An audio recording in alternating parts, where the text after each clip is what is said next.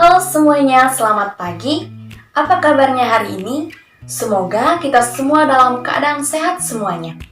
Jadi, pada pertemuan sebelum-sebelumnya, kita sudah membahas tentang bencana alam. Baik itu pengertian bencana, faktor penyebab terjadinya bencana, dan contoh bencana alam yang sering terjadi. Serta mitigasi bencana alam. Baik itu mitigasi bencana gempa bumi, mitigasi bencana tsunami, mitigasi bencana letusan gunung api, mitigasi bencana tanah longsor, serta mitigasi bencana hidrometeorologi dan mitigasi bencana banjir. Dan pada pertemuan kali ini, kita akan membahas materi di bab 3, yaitu tentang materi dan perubahannya. Ada yang tahu apa itu materi? Jadi, materi adalah segala sesuatu yang mempunyai massa dan menempati ruang.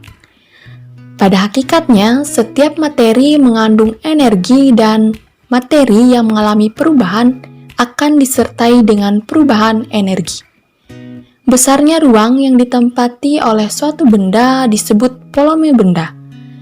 Dan massa adalah ukuran kelembaban, yaitu ukuran bertahannya suatu benda terhadap suatu gaya. Massa suatu benda akan tetap sama dimanapun ia berada.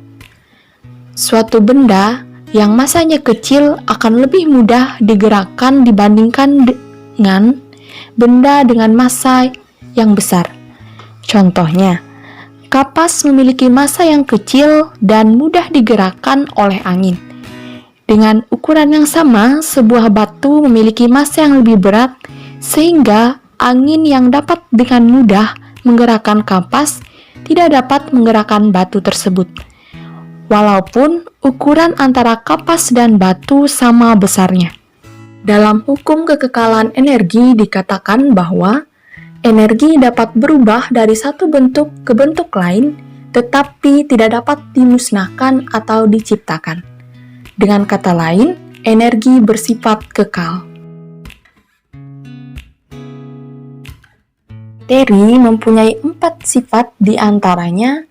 Yang pertama, sifat fisika, kemudian yang kedua, sifat kimia, yang ketiga, sifat intensif, dan yang keempat, sifat ekstensif.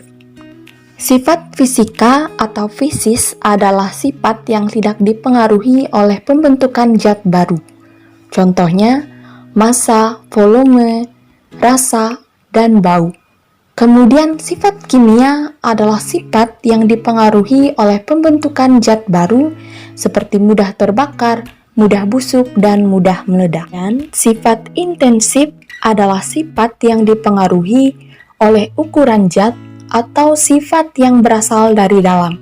Contohnya, bau, warna, titik didih, titik lebur, rasa, dan daya hantar. Lalu, sifat ekstensif adalah sifat yang dipengaruhi oleh ukuran zat atau sifat yang berasal dari luar. Contohnya, mol, volume, massa, dan konsentrasi. Selain itu juga, materi mempunyai 2 perubahan. Yang pertama yaitu perubahan fisika, kemudian yang kedua yaitu perubahan kimia. Perubahan fisika adalah perubahan yang terjadi pada suatu zat tanpa membentuk zat baru, hanya fisisnya saja yang berubah. Contohnya, air membeku menjadi es batu atau sebaliknya. Dan contoh lainnya seperti beras diubah menjadi tepung beras. Lalu, kayu diubah menjadi kursi.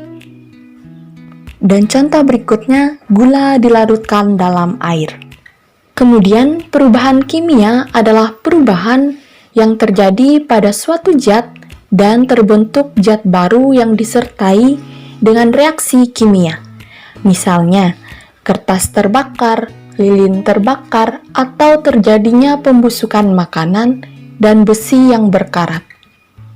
Atau contoh lainnya seperti singkong menjadi tapai, makanan menjadi basi, serta susu yang diubah menjadi yogurt. Sekian yang dapat saya sampaikan, semoga dapat bermanfaat untuk kita semuanya, dan semoga kalian tetap semangat belajarnya dan selalu menjaga kesehatan. Kurang dan lebihnya saya mohon maaf dan terima kasih.